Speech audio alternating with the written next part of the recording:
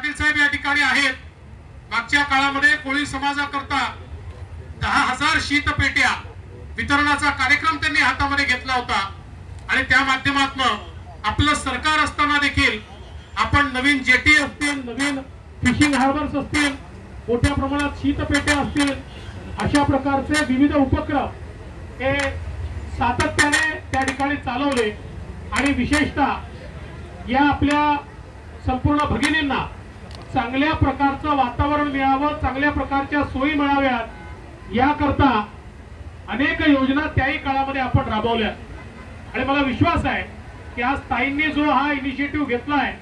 याच्यामुळे निश्चितपणे आमच्या महिलांना एक मोठा फायदा या ठिकाणी होईल। खरं म्हणजे आपल्या नव्या मुंबईमध्ये गणेश नाईक साहेब असतील किंवा आमच्या ताई असतील यांच्या माध्यमातून ज्या प्रकारे या शहराचा विकास झालाय आणि देशातलं सर्वात स्वच्छ शहर असेल, वेगवेगळ्या प्रकारच्या कॉम्पिटिशन्स मध्ये असेल, हे शहर नेहमी अग्रेसर राहिलाय आणि म्हणून मला विश्वास आहे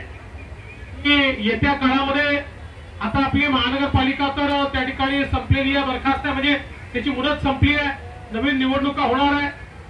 पण मला विश्वास आहे की हे जे सगळं काम या ठिकाणी लोकांनी बघितलेलं आहे त्यामुळे जनतेचा आशीर्वाद पुन्हा मिळेल आणि या नवी मुंबईची सेवा करण्याकरता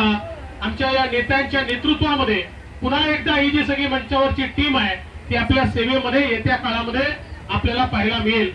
मी पुन्हा एकदा या ठिकाणी ताईंचं अतिशय मनपूर्वक अभिनंदन करतो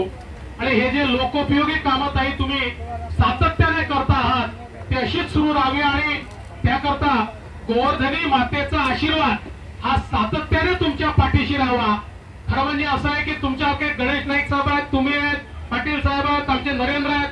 तुमच्यासारखे नेते पाठीशी असल्यामुळे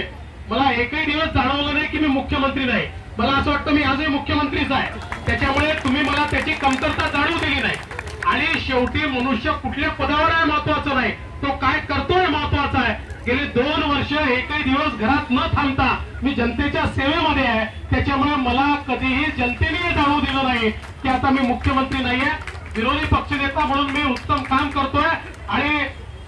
ज्या दिवशी आशीर्वाद मिळेल त्या दिवशी पहिल्यांदा इथे गोवर्धनी मातेकडेच मी येणार आहे, त्याच्यामुळे त्याची कारणी करण्याचं काही कारण नाही, जरूर नक्की त्या ठिकाणी येईल। तुमचं निमंत्रण आजच स्वीकारतो आणि पुन्हा एकदा या चांगल्या कार्यक्रमाला तुम्ही बोलवलं त्याबद्दल मी आपले आभार मानून माझे 2 शब्द संपवतो। जय हिंद, जय महाराष्ट्र।